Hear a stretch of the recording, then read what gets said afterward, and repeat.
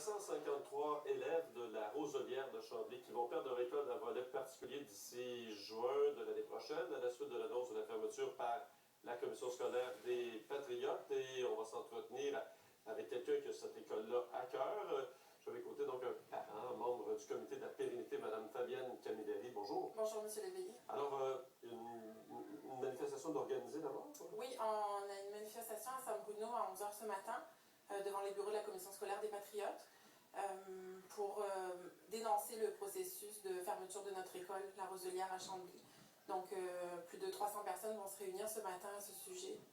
Des artistes aussi viennent nous soutenir, beaucoup de vedettes qui vont être là, comme Sébastien Ricard, Maxime Godette, Fanny Mallette, qui vont être là, entre autres, et plusieurs. Mais ça, pourquoi on veut fermer l'école? Les raisons qu'on vous présente, c'est quoi? Mais c'est un mystère. On essaye de comprendre cette injustice qui nous tombe dessus soudainement. Les raisons invoquées principales sont que les matières obligatoires ne sont pas enseignées aujourd'hui à l'école de la Roselière. Or, c'est une école où les enfants réussissent aux examens ministériels, les enfants au secondaire aussi, les élèves réussissent et vont dans des écoles qui sont difficiles d'accès, l'école internationale, entre autres par exemple.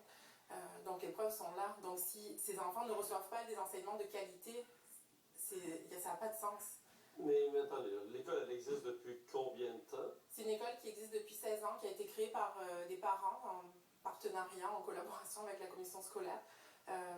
Donc les parents sont très dévoués, très impliqués dans ça. Or, on n'a pas vraiment le soutien de la commission scolaire des Patriotes dans ce projet-là. Un petit détail important, c'est une école publique. Les parents investissent plus d'1 demi-million de dollars dans cette école-là.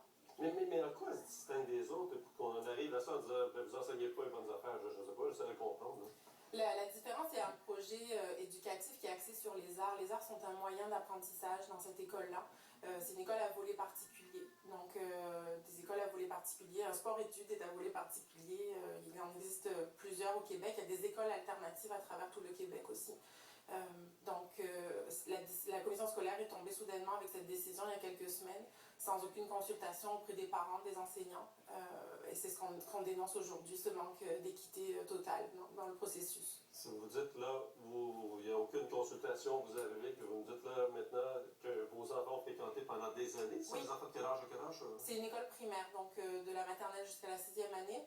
On dit, OK, vous allez aller un petit peu dans le réseau, un peu partout, puis vous allez revenir à ce que l'école dite normale ou traditionnelle. Oui, exactement. Donc, à la fin du mois de janvier, on a appris ça. Tout ça est basé sur l'étude d'une personne, un mandat qui a été totalement biaisé à la base parce qu'on nous demande d'appliquer à 100% le programme de formation de l'école québécoise, de l'éducation québécoise.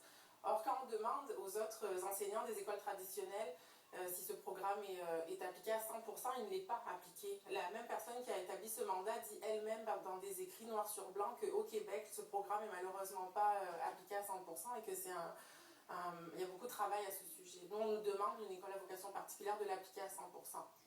Effectivement, les images des jeunes qui fréquentent, mais en quelques mots, vous attendez quoi de la commission scolaire? Pensez-vous leur faire changer d'idée avec, entre autres, une manifestation aujourd'hui? Oui, c'est vraiment notre but. Aujourd'hui, on interpelle la ministre de l'Éducation, Mme Malavoie, pour vraiment qu'elle intervienne dans ce dossier-là, qu'elle nous écoute puis qu'elle nous rencontre.